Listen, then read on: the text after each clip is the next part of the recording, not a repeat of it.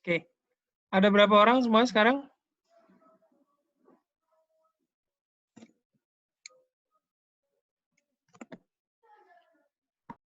Partisipan ada berapa?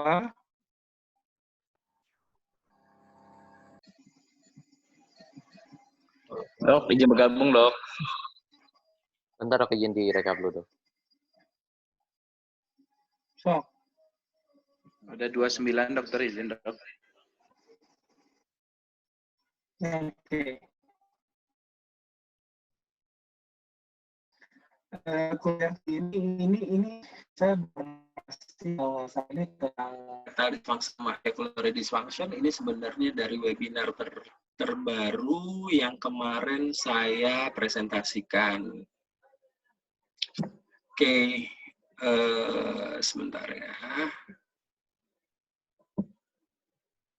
Nah, sesuai guideline saya AU 2019 ini kita semua tahu bahwa erectile dysfunction itu adalah keadaan di mana seorang pria tidak dapat mempertahankan atau bahkan tidak dapat memperoleh, jadi bukan mempertahankan saja, bahkan memperoleh juga nggak dapat untuk ereksi sehingga dia mendapatkan kepuasan dalam berhubungan intim, ya. Nah, yang paling penting di sini adalah bahwa ejaculatory dysfunction itu bukan penyakit, tapi dia adalah suatu gejala yang harus kita cari penyebabnya. Kalau dia sebuah penyakit, maka penyebabnya ya itu, ED itu, gitu ya. Tapi dia gejala sama seperti pusing, seperti demam, kita harus cari ini underlying-nya apa. Nah, disinilah art dari erectile dysfunction, art dari androurologi untuk mencari. Jadi kalau seorang dokter urolog datang ejaculatory dysfunction patient ke dia, terus tiba-tiba serta-merta langsung, oke, resepin PDE5 inhibitor, itu salah. Dia menganggap berarti bahwa ED adalah suatu penyakit yang langsung diberi PDE5 inhibitor. Nah, saya yakin dari kalian, bahkan dari banyak urolog pun seperti itu. Nah, ini salah gitu ya, ini nggak benar. Yang benar itu adalah dicari penyebabnya apa, baru kita obati. Boleh kita langsung memberikan PDE5 inhibitor, tapi bukan artinya pasien ini selesai di follow up. Sambil berjalan, jadi kita beri dia PDE5 inhibitor, sambil berjalan kita cari penyebabnya apa. Kita suruh dia balik lagi, kita suruh dia periksa lab, kalau perlu dia imaging dan sebagainya. Nah, ini di tahun 2025 katanya, ini padahal dari tahun 2000 ya, dari sebuah jurnal internasional tentang impotensi, ternyata katanya di Asia akan meningkat sampai 113 juta, di Eropa sampai 11,9 juta, dan di beberapa tempat lain juga ini. Jadi lumayan besar ya. Nah, ini anatomi dari erectile dysfunction. Yang berpengaruh pada erectile dysfunction itu sebenarnya adalah corpus cavernosum. Ya, corpus spongiosum itu isinya hanya uretra saja dan dia tidak berpengaruh. Maka corpus cavernosum lah yang berpengaruh terhadap ereksi lateral kanan dan kiri. Nah, persarafan. Dia ada 3 persarafan sebenarnya. Yang pertama adalah sympathetic nerve, yang kedua parasympathetic nerve, dan yang ketiga adalah pudendal nerve. Pudendal nerve ini yang somatik, ya. Untuk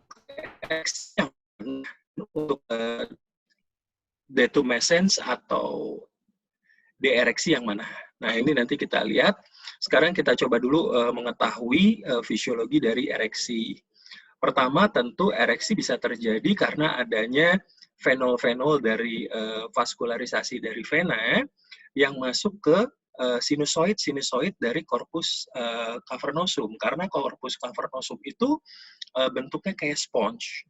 Nah, ini arterial venol katup tadi yang berpengaruh terhadap terjadinya dan tidak terjadinya ereksi. Pada saat ereksi tentu arteri akan masuk, nih kita lihat arteri akan masuk ke sinusoid tadi. Nah, di sini ada musculus, yaitu muskulus dari sinusoid. Nah, muskulusnya ini akan relaksasi sehingga arteri masuk ke dalamnya. Setelah arteri masuk, dia jadi membesar, vakuol-vakuol ini menjadi membesar, dan katup vena akan otomatis tertutup karena terjadi dilatasi dari sinusoid. Nah, begitu sebaliknya pada saat dia terjadi flasid, ya. Pada saat flasid, di sini akan layer dari atau muskulus dari sinusoid ini akan mengalami kontraksi sehingga vakuolnya menjadi kontriksi, menjadi menyempit, kemudian kebalikannya arteri akan tertutup dan vena akan terbuka sehingga darah tadi yang terperangkap di vakuol-vakuol lakunar tadi keluar, ya, dan terjadilah flasid. Nah, ini semua diatur oleh hormon dan diatur oleh parasimpatis. Jadi begitu ada rangsangan, rangsangan itu bisa dari indera penglihatan, bisa dari indera penghidu atau penciuman. Jadi melihat parfum, mencium parfum terangsang. Nah, ini juga bisa, dan dari suara. Contohnya, kalau kamu nonton film Blue gitu ya, tapi suaranya dimatiin, itu tidak akan lebih asik ketimbang kalau suaranya kan. Suara juga mendukung ternyata sebagai suatu arousal. Nah, pada saat libido naik karena arousal, maka parasimpatis akan bekerja. Jadi kita tahu sekarang bahwa untuk ereksi adalah parasimpatis dan untuk flasid adalah simpatis. Ereksi ada dua, parasimpatis dan somatis atau pudendal nerve tadi. Nah, ini nitric oxide dikeluarkan. Kemudian terjadi ATP, ya, guanosin trifosfat. Ini dengan guanyl siklase dia menjadi siklik guanosin monofosfat, ya, dengan bantuan dari guanyl siklase. Nah, guanosin monofosfat ini tujuannya adalah merelaksasi muskulus vakuol tadi, sinusoid tadi, sehingga arteri bisa masuk dan terjadilah ereksi. Nah, kalau dia mau detumescens atau dia mau flasid, maka CGMP ini akan dirubah oleh PDE5, fosfodiesterase 5, menjadi 5-GMP. Sehingga CGMP ini akan terurai. Dengan terurainya CGMP, maka dia jadi otomatis muskulus ini jadi kontraksi dan detumescens. Oke. Nah, disinilah kerja PDE5 inhibitor. Dengan masuknya PDE5 inhibitor, maka PDE5 enzim akan terhambat sehingga CGMP akan meningkat. Nah, dengan meningkatnya CGMP, otomatis ereksi akan tetap terus berjalan lebih lama karena tidak sempat dipecah menjadi 5-GMP. Nah, yang perlu kamu ketahui ke pasien melihat mekanisme ini apa? Kira-kira ada yang tahu nggak? Melihat mekanisme ini, pada saat kamu memberikan PDE5 inhibitor, apa yang harus kamu kasih tahu ke pasien? Kira-kira ada yang tahu? Anak buah gue aja deh. Nyoman? Dimas dulu. Ada Dimas nggak di sini? Ada. Ya, Dok. Ya, Dimas dulu. Kira-kira apa yang akan kamu kasih tahu ke pasien kalau kamu memberikan PDE5 inhibitor di poli? Kamu mainannya masih di poli, kan? Dimas tuh udah operasi belum sih? Sorry. Dimas?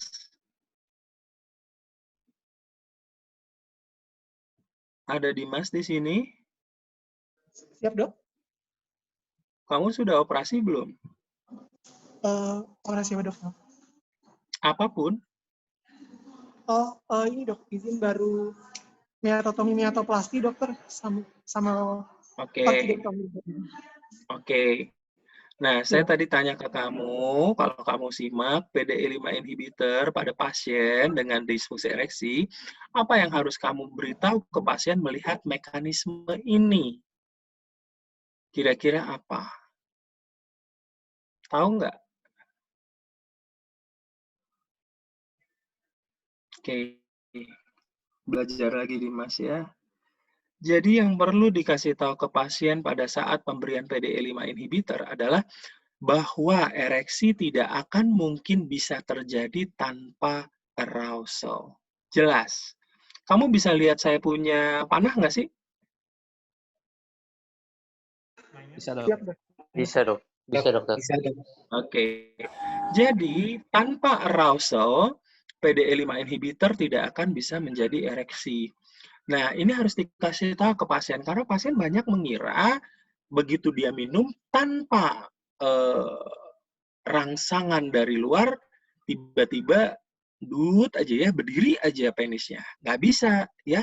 Tapi tetap harus ada arousal. Untuk apa? Untuk mengaktifkan parasimpatis, mengeluarkan nitrik oksid sehingga terjadinya ereksi. Nah, ini yang paling penting kamu kasih tahu ke pasien kalau kamu di poliklinik, ya. Ini sama sebenarnya, jadi tetap ada arousal, sexual stimulation, kemudian tadi parasimpatis, keluar nitrik oxide, kita lihat ada CGMP, cuma ini lebih detail ya, dari guanosid trifosfat dengan guanilat siklase jadi CGMP, maka dia tidak menumpuk, akhirnya terjadi protein kinase, kemudian smooth muscle cell akan relaksasi, terjadi ereksi. Nah, ini cuma lebih lengkap. Di sini ada peran kalsium dan kalium. Jadi pasien-pasien yang hipokalsemi, hipokalemi juga akan terjadi kesulitan untuk, terutama kalau untuk ereksi itu adalah stimulasinya dengan kalium. Nah, kalau kaliumnya kurang juga dia akan susah untuk ereksi. Nah, jadi pada pasien hipokalemi kita juga harus kasih tahu gitu ya. Jadi ini lebih detail. Jangan kamu kayak kayak GP kayaknya kalau saya bilang. PDE5 inhibitor untuk ereksi, oke kasih itu. Itu salah besar. Kamu harus lihat semua, ya. Nah, di sini adalah saraf yang bekerja apa-apa aja. Jadi kita tahu itu sakral 2, sakral 4. Jadi sakral 2, sakral 4 buat ngeceknya gimana? Ini sama, ngeceknya sama dengan bulbo cavernosus reflex. Kita tinggal lihat. Makanya pasien-pasien dengan stroke atau dengan spine injury akan terjadi kesulitan untuk terjadinya ereksi. Ya. Nah, ini adalah cara kita mendiagnosis pasien disfungsi ereksi. Pertama yang harus kamu ketahui adalah dalam menganamnesis pasien dengan sexual dysfunction apapun itu adalah yang paling baik kamu lakukan dalam 3 tahap. Tahap pertama adalah kamu minta si istrinya keluar kalau dia bawa istri dan suaminya di dalam. Di situ tanyakan keluhan yang terjadi. Biasanya seorang pria, seorang suami akan lebih lega, lebih mudah bicara pada saat partnernya tidak ada di tempat. Nah, tahap kedua itu kamu persilakan suaminya keluar dan istrinya masuk. Di sini kamu harus menanyakan apa keluhan istrinya, karena kita dalam disfungsi ereksi bukan satu pihak, tapi 2 pihak di sini yang akan terlibat. Yang pertama adalah si suami yang punya penis, yang kedua adalah si istri untuk satisfactory koitalnya. Nah, apa yang diharapkan oleh si istri? 1. Yang kedua yang paling penting adalah rubah sikap si istri apabila dia menjatuhkan harkat martabat harga diri suami karena disfungsi ereksi. Kenapa? Karena disfungsi ereksi berhubungan erat sekali dengan psikogenik. Jadi, ajak si istri untuk mensupport keadaan si suami dengan tujuan 1. Jadi pasien disfungsi ereksi ini tujuan utamanya adalah self-confidence regain. Jadi tujuan utama kita adalah meyakinkan bahwa ini bisa sembuh, meyakinkan bahwa dia bisa melakukan hubungan suami istri sampai akhir, meyakinkan bahwa ereksi akan bisa terjadi. Nah, ini dia self-confidence. Makanya boleh kamu kasih PDE5 inhibitor sebagai tahap awal, tetapi kamu tetap harus evaluasi ada apa nih. Apakah ada underlying disease di belakangnya. Tujuan pemberian PDE5 inhibitor di tahap awal adalah regain self-confidence tadi. Jelas, supaya dia pede, dia yakin. Karena kalau dia nggak pede, maka ini akan kayak lingkaran setan, kalian sulit untuk memperbaiki disfungsi ereksi. Tahap ketiga, panggil dua-duanya dan tentu kerahasiaan dijaga. Contoh, saya punya kasus seorang pria tidak bisa ereksi, setelah istrinya keluar, dia mengaku kalau keselingkuhannya dia bisa. Artinya ini adalah murni psikogenik disfungsi ereksi. Nah, tentu pada saat dua-duanya masuk, kita nggak langsung ngomong, Bu, nih si Bapak punya selingkuhan, sama selingkuhannya bisa. Nggak seperti itu, bikin rumah tangga ambiar ya. Tapi kita lakukan, kita lakukan edukasi pada saat si bapaknya, kita bilang bahwa ini harus konseling marital, ini harus ke psikiatri untuk konseling maritalnya, tapi saran saya sebaiknya ditinggalkan, kalau memang tidak mungkin, jangan dilupakan. Nah, terus kemudian bagaimanapun kalian sudah menikah sekian tahun, bla bla bla, jadi memang disfungsi ereksi atau sexual medication itu nggak mudah. Satu pasien bisa 30 menit hanya untuk seperti ini. Ya. Nah, kemudian apa sih yang harus kalian lihat? Yang pertama harus kalian lihat faktor-faktor disfungsi ereksi itu adalah kelainan hati. Sehingga Anda lihat fungsi hati GOT, GPT. Kemudian ureum kreatinin. Pasien pada ureum yang sangat uremikum itu dia juga sulit untuk disfungsi ereksi, untuk ereksi. Kemudian tentu DM. Kemudian yang terakhir apa? Kalian harus ingat ada yang namanya andropause kalau dulu ya, kalau sekarang late onset hypogonadism atau padam kalau kemarin ya. Nah, jadi lihat lagi total testosteron dia, ada masalah nggak dengan total testosteron dia? Obat-obatan, dia minum obat-obatan nggak? Obat-obatan yang berbahaya yang paling sering tentu adalah prostat. Obat prostat akan membuat dia temporary disfungsi ereksi. Ranitidin. Nah, obat-obatan rekreasi itu semua bisa menyebabkan disfungsi ereksi.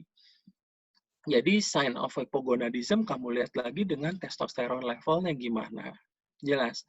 Apakah kita serem memberikan PDE5 inhibitor pada pasien jantung? Tidak perlu takut gitu ya. Kecuali kalau pasien itu minum ISDN. Saya ada jantung, dong apa aja, ini. Ada nggak obat isosorbit dinitrat? Misalnya ini. Oh, nggak ada. Ya udah, nggak usah takut. Yang kita takutkan cuma ISDN, bukan pasien jantungnya. Kalau dia pasien jantung, dikasih PDE5 inhibitor, bahaya nggak? Justru PDE5 inhibitor memperbaiki epitelialisasi jantung. Memperbaiki epitelialisasi bladder. Kalian pasti udah tahu.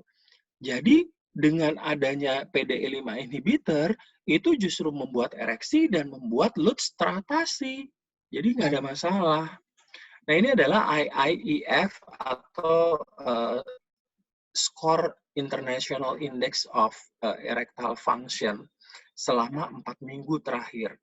Nah, ini sebenarnya tidak perlu dipelajari karena ini dia sebenarnya ada yang 15, tapi ini versi 5. Ini sebenarnya kalau kalian lihat adalah perjalanan pasien dalam hubungan intim. Perjalanan kita semua dalam melakukan hubungan intim. Buat kalian yang udah nikah pasti tahu. Yang pertama sebelum hubungan intim adalah confidence dulu. Seberapa confidence kamu yakin bahwa kamu bisa ereksi. Nah, setelah ereksi, apa sih yang dilakukan kalau mau hubungan intim? Tentu penetrasi. Nah, kita harus bilang setelah ada sexual stimulation, seberapa sering bisa terjadi penetrasi. Nah, kalau udah penetrasi, apa sih? Tentu melakukan hubungan seks. Nah, kita bilang setelah penetrasi, seberapa lama bisa mempertahankan ereksi tersebut. Nah, selama bisa setelah penetrasi, tentu kita bilang, bisa nggak mempertahankan ereksi setelah penetrasi. Nah, setelah itu, sampai akhir nggak ereksinya. Nah, yang terakhir, puas nggak kamu dengan performance seks kamu tadi. Jadi ini perjalanan seks aja gampang kok. Ya, nggak perlu dihafalkan. Nah, ingat, jebakan yang paling sering adalah apakah IIEF 5 mempertanyakan partner? Tidak.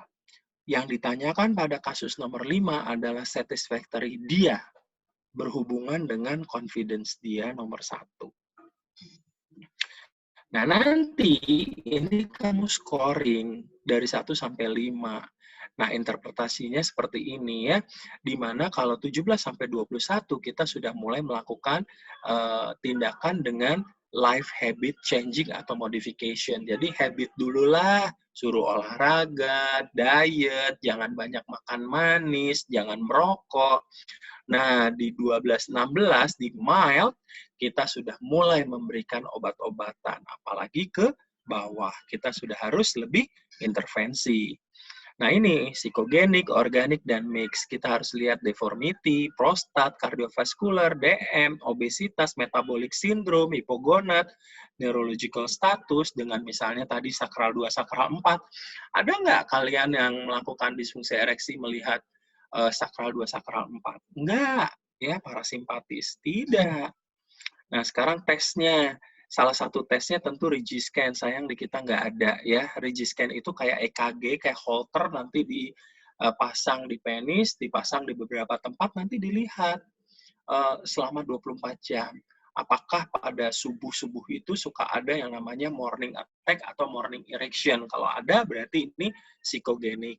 Tapi sebenarnya ini paling gampang, bisa digantikan dengan anamnesis. Kamu cukup nanya, kalau pagi suka masih bangun nggak, Pak? Oh, masih. Ya udah, psikogenik. Kemudian vascular studies. Nah, ini vascular studies dengan cavernosografi ya, intraoperatif biasanya kita bisa lihat, atau dengan USG Doppler yang pada saat operasi kita bisa lihat ya, sebelum operasi pun bisa untuk diagnosis. Nah, ini ya bulbocavernosus tadi sudah. Endokrinnya, lihat testosteronnya ya. Nah, ini adalah stem test. Ini udah obsolete, sudah lama ya. Lihat aja 2005. Dulu nih kayak gini. Dipasang perangko, besok pagi dilihat perangkonya lepas nggak. Perangkonya cukup 1 putaran. Kalau kamu bikin perangkonya 3 putaran, kamu pun juga nggak akan lepas gitu ya. Jadi perangkonya cukup 1 putaran. Kita lihat, lepas nggak gitu.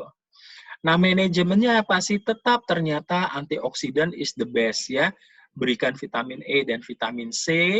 Ini dia akan memperbaiki endothelial function dari smooth muscle yang tadi tuh yang dinding sinusoid.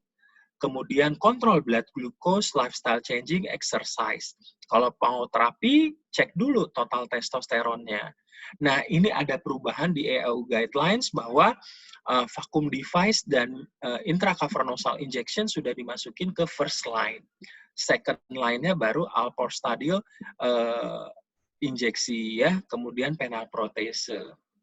Maaf, ini intracavernosal harusnya second line ya, Muse yang masih first line. Ya. Jadi injeksi intracavernosus itu sudah second line, alporstadil tadi. Nah, sekarang pemberian PDE5 inhibitor.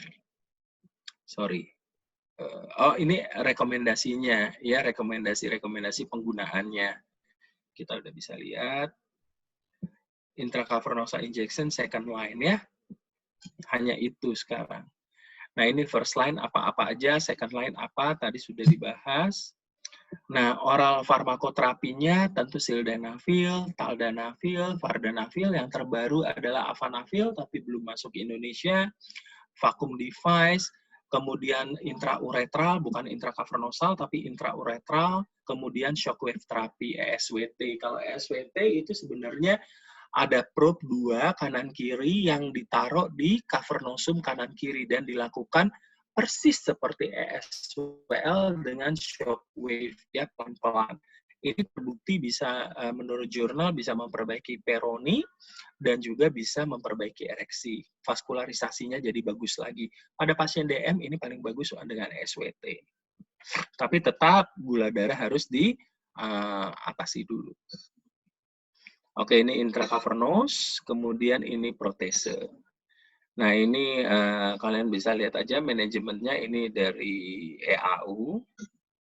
Ini cara kerja PDE5, tadi kita udah bilang, dia menghambat perubahan dari siklik guanosin monofosfat ke 5 guanosin monofosfat. Sehingga, karena 5 guanosin akan membuat smooth muscle jadi kontraksi. Nah, sekarang bagaimana cara kita memberikan obat PDE5 inhibitor? kita harus kenal dulu obat PDE5 inhibitor nih sediaannya apa aja. Viagra yang paling pertama sediaannya 25, 50, dan 100. Onsetnya kita lihat di sini cukup lama, onsetnya 1 jam kemudian. Jadi efikasinya juga cuma 12 jam. Sementara Cialis itu ada 5, 10, dan 20, efikasinya sampai 36 jam. Kemudian Vardenafil efikasinya 24 jam dan Avalafil efikasinya 24 jam. Hanya Cialis atau Tadalafil yang tidak berpengaruh kepada makanan. Yang lain hati-hati, jangan diminum setelah makan. Karena kalau diminum setelah makan dia akan berpengaruh, potensinya akan berkurang. Jadi dalam keadaan perut kosong. Nah, untuk Cialis ini nggak pengaruh. Nah, kemudian ternyata PDE itu reseptornya banyak. PDE1 contohnya ya, reseptornya ada di vascular smooth muscle, di jantung, di otak, sehingga dia membahayakan, akan bisa membuat gangguan hemodinamik. Kemudian yang paling sering adalah nitrogliserin, dan hati-hati dia bisa bikin vertigo. Itu PDE1. Nah, kalau PDE5, dia macam-macam. Dia ada di vascular smooth muscle corpus cavernosum dan juga di jantung. Nah, kalau PDE6 itu di retina, artinya pandangan akan terganggu. PDE11 skeletal muscle, artinya dia akan back pain, myalgia. Nah, ternyata semua obat-obat PDE5 tidak hanya mengandung PDE5, ada yang mengandung PDE6, ada yang mengandung PDE11, ada yang mengandung PDE1. Jadi kamu harus hati-hati dalam memberikan obat. Tidak semua pasien sama rata kamu berikan PDE5 inhibitornya Viagra. Viagra itu dia ada mempengaruhi PDE6. Artinya kalau dia pilot, kalau dia butuh keawasan dalam mata, misalnya dia bekerja dengan obat dengan alat-alat berbahaya, maka kamu jangan berikan dia Viagra karena akan mengganggu visualnya dan ini berbahaya, jadi kabur pandangannya. Nah, kalau dia atlet, kamu ingatkan dengan pemberian Cialis PDE11 karena ini bisa bikin pegel-pegel, myalgia, back pain. Kamu harus kasih tahu kalau ada nyeri pinggang belakang itu hati-hati gitu ya, stop, ganti. Nah, yang lain Tadalafil PDE1, hati-hati migrain. Jadi semua ada. Nah, ini yang perlu saya jelaskan sebagai seorang urolog, kita harus tahu semua yang kayak gini. Jangan, udah, Viagra. Enggak ya. Nah, ini contoh-contohnya tadi ya. Nih lihat, Tadalafil, Vardenafil itu paling tinggi untuk HDH-nya. Kenapa? Karena dia PDE1. Nah, kemudian kamu lihat, visionnya paling tinggi apa? Nih, Sildenafil. Back-pain paling tinggi apa? Tadalafil, Cialis. Yang lain nggak ada. Myalgia juga dia. Yang lain nggak ada. Jadi ini kamu harus tahu nih adverse effect ini. Ya. Oke, ini adalah Muse, intrauretral tadi ya. Sekarang udah nggak ada, saya sih nggak ketemu lagi, tapi Dr. Bambang punya pengalaman dalam pemberian Muse. Nah, ini vacuum device, sekarang mulai aktif lagi vacuum device karena terbukti pada pasien-pasien Peyronie, kemudian pada pasien-pasien post-op radikal prostat dengan disfungsi ereksi, vacuum device memiliki efek yang cukup baik. Nah, ini injeksi. Di luar negeri masih ada, kita injeksi di lateral kanan kiri karena di corpus cavernosum dengan dosis 2,5 sampai 5 mikrogram ya, Alprostadil. Oke, ini sediaannya aja. Nah, ini 3 pieces inflammatory yang mau aksi mencet tuh. Apa sih kerugiannya Penoproites sama sekali tidak memberikan kenikmatan pada pria, tetapi pada wanita ya. Itu perlu ketahui. Erektilisme pada usia tua. Nah, berdasarkan Massachusetts jika bahwa resiko untuk erectile dysfunction pada usia 40-49 tidak ada nih, 4,6%. 1,2%, 4,6%. Penyebabnya diabetes, tidak kontrol ya, kemudian epidemi, hiperkolesterol, hipertensi. Nah ini dia ya, kenapa penyebabnya? Karena terjadinya gangguan sirkulasi, terjadinya perubahan di akibat age process. Nah, setelah pada usia 27 ini biasanya lebih rendah daripada usia 20. Jadi itu ereksi dan libidonya kurang. Dua ini yang harus Anda perhatikan untuk ereksi pada orang.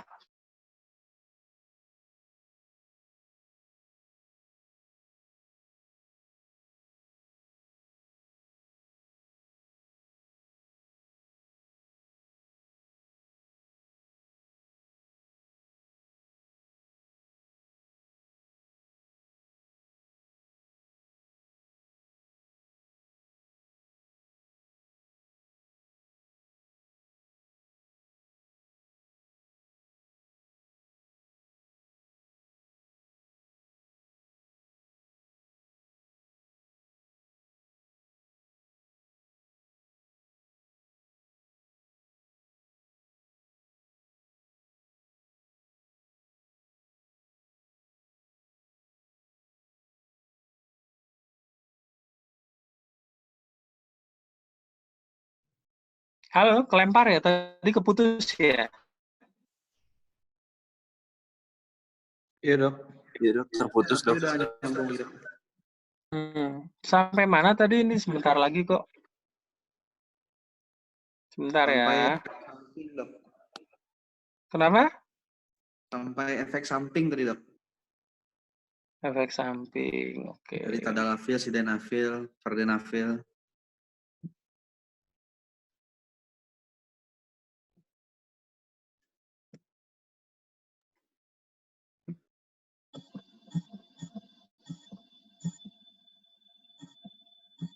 Efek samping ya. Aduh, lama banget.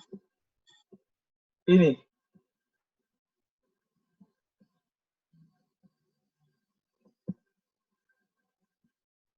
Oke, ini tadi efek samping ya. Dimana kalau pada kedengeran sekarang? Kedengeran, Dok. Kedengeran dok. Oke.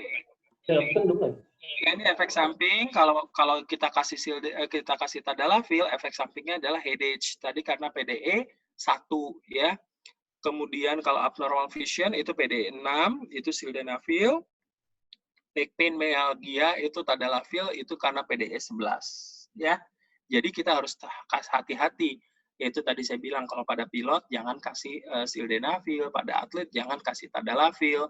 Nah, kalau pasien yang banyak moving, banyak bergerak, hati-hati jangan kasih vardenafil karena bisa migrain ya.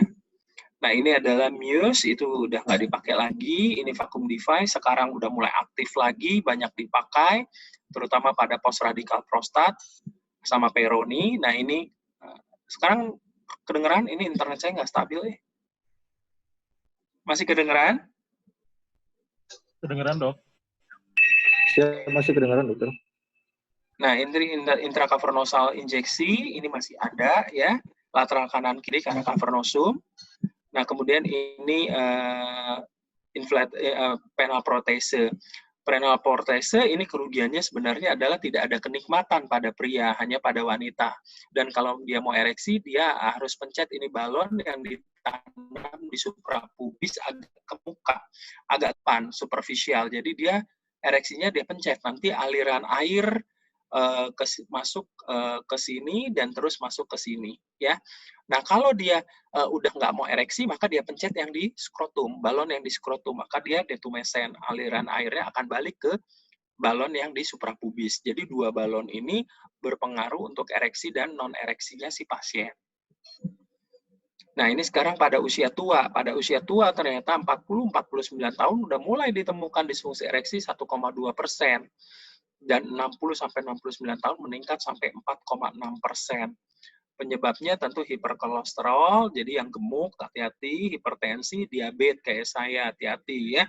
Harus regulasi gula darah, banyak olahraga, karena ini makin meningkat. Nah, kenapa sih penyebabnya? Karena terjadinya perubahan dinding endotelial vaskular karena aging proses ya. Yang kedua tentu adalah penurunan testosteron level, di mana usia 50 tahun ke atas testosteronnya 50% lebih rendah dari usia muda. Tentu. Nah, ini semua kalau kita lihat manajemen ED untuk usia tua, ini yang paling penting. Cek serum testosteronnya. Kalau perlu, kita lakukan testosteron replacement. Ya. Nah, ini jurnal Elderly Male tahun 2017, di mana dikatakan bahwa testosteron memegang peranan penting. Dia memperbaiki endotelial vaskular. Jadi pada pasien-pasien aging, vaskular dysfunction-nya diperbaiki sama dia. Endotelial vaskularnya, trabekular smooth-nya, tunika albuginea-nya, penalnya.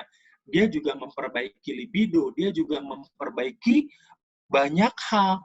Jadi, dengan pemberian testosteron, ternyata ini obat dewa banget untuk pasien-pasien yang late onset hypogonadism. Saya punya pasien, ilustrasi, dia mau menikah lagi, dengan usia muda, waktu itu 26 tahun, saya masih ingat pasiennya usianya waktu itu 65.